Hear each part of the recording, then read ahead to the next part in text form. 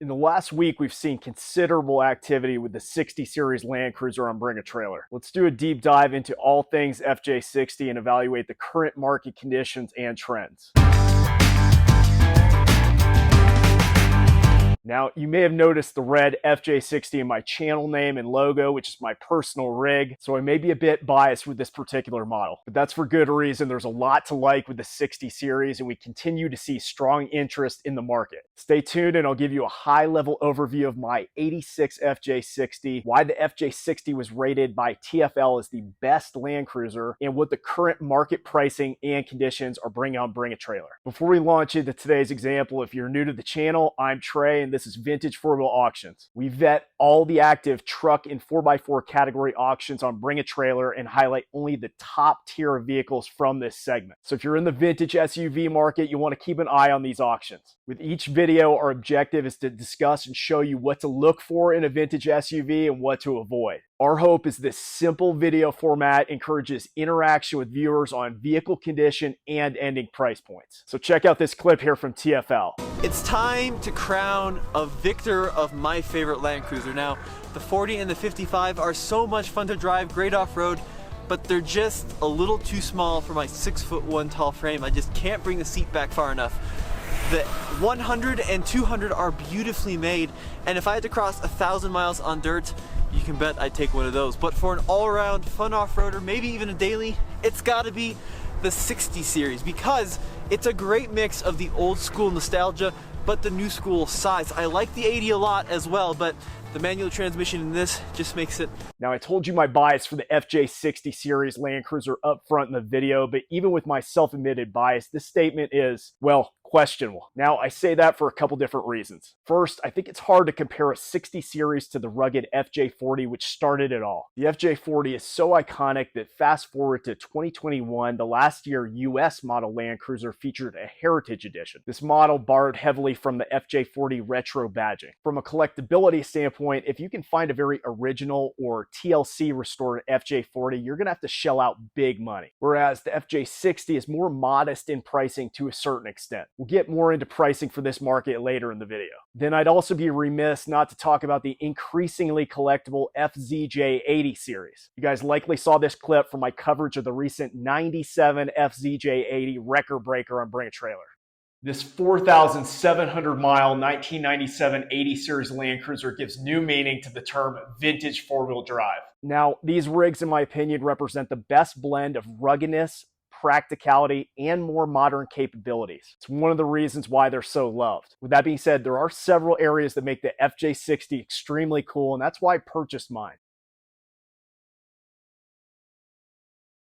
Now let's look at the pros and cons of the 60 series Land Cruiser. First with the pros. Number one pro, all of these rigs were 3-pedal models. This was the big draw for me when I purchased my 86. These things are a lot of fun to drive. It's a very analog experience. The 60 series was powered by a 4.2 liter inline-6 2F engine with a 4-speed manual transmission. This all changed in 88 with the introduction of the FJ62, which moved to a 4.0 liter 3FE inline-6 with a 4-speed automatic transmission. So if you're a purist and you don't have the budget for a nice original or restored FJ40, this is your vehicle. The 60 series is also a hardtop wagon, so you don't have to have the space to store a removable hardtop like the FJ40. Yes, I could also list the fact that it's not a convertible as a con, but hey, this is my video. Another pro for the FJ60 is the rugged, boxy design. The last big plus is that while these are not fast by any means, they're modern enough to get you around even on local highways. Yes, you may be in the slow lane, but this is a different experience than the FJ40, which more or less drives like a tractor.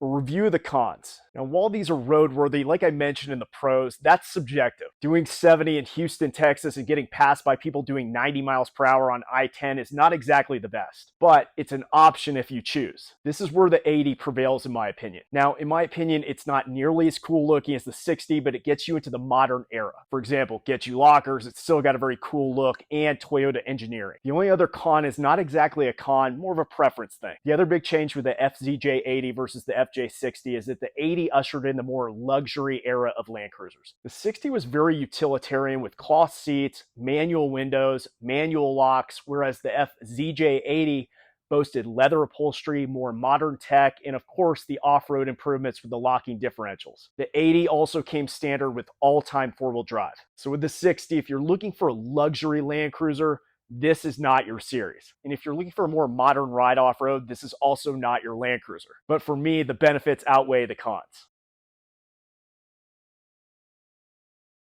So rather than going around the car with poor light in the garage, I'm excited to show you guys pictures from a professional shoot I did in Colorado. So let's just say expectations were high for the shoot, and Nick's skills and imagination surpassed anything I could have imagined. Trust me, you'll see. So like I said, we are filming live from the garage here. I do have my box lighting, but I do not think it's sufficient for a proper walk around. So we're gonna get on the laptop here and check out some pictures. The idea behind this photo shoot was to get awesome shots of the FJ60 in different locales around Colorado. Now you'll see there's gonna be some pretty diverse settings ranging from urban to mountainous. But from a theme standpoint, all of them though, the car just really pops, especially this red exterior. So this first one here, I love this industrial background. It really just juxtaposes with the red paint. This is another one, same location. I love the lighting, I love the shadows. The paint just really pops. Nice picture of the cloth interior in the back seats here, but also those all-weather rubber mats all around that I was talking about earlier in the video. So I like this shot right here. It highlights some of the things that I've done to this FJ60. One, I've had an anti-corrosive undercarriage covering applied to the full vehicle. This FJ60 is an original Colorado vehicle, and as a result, Colorado does use a corrosive agent to remove snow in the winter, so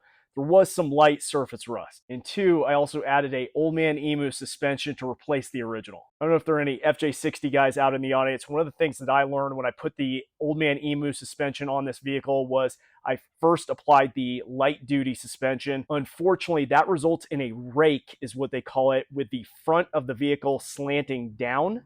And that's due to, one, the front suspension was not enough to carry the weight of the engine. So what I did to correct that was I had my mechanic install a heavy duty suspension, Old Man Emu, in the front to correct that rake. Now the vehicle sits very even. I just like the look better. It's kind of a preference thing. I believe I mentioned this in a prior video that I did buy this FJ60 from Brian Corsetti. Corsetti is regarded as the preeminent restorer of FJ60s and FJ62s. A lot of work was done on mine prior to purchase. As you can see, this paint is new. It was a glass out paint job. Also got brand new BFG tires. I put the BFG all-terrains on my GX472. I'm just in love with the brand. It performs well off-road and it just looks really nice. All new carpet was installed prior to my purchase. Dynamat was added for sound dampening. A new head unit was added with Bluetooth audio, and new heavy-duty all-weather rubber mats all around. Since then, I've also made some improvements to this FJ60. I mentioned the suspension, also the undercoating, but I also installed a new grille, lights, and marker signals. You'll see in the pictures, the front of this vehicle is immaculate. All right, back to the pictures. This is another favorite of mine. Again, you get this very nice juxtaposition against the urban background, the graffiti, but also the mountains and the paint. Everything about it just really popped. This view also gives a nice view of the 2-inch Old Man Emu suspension. Get a lot of clearance there. These are 31-inch BFG all-terrains. It could accommodate up to a 33-inch tire with the lift. This is another nice shot here highlighting the glass out repaint in red.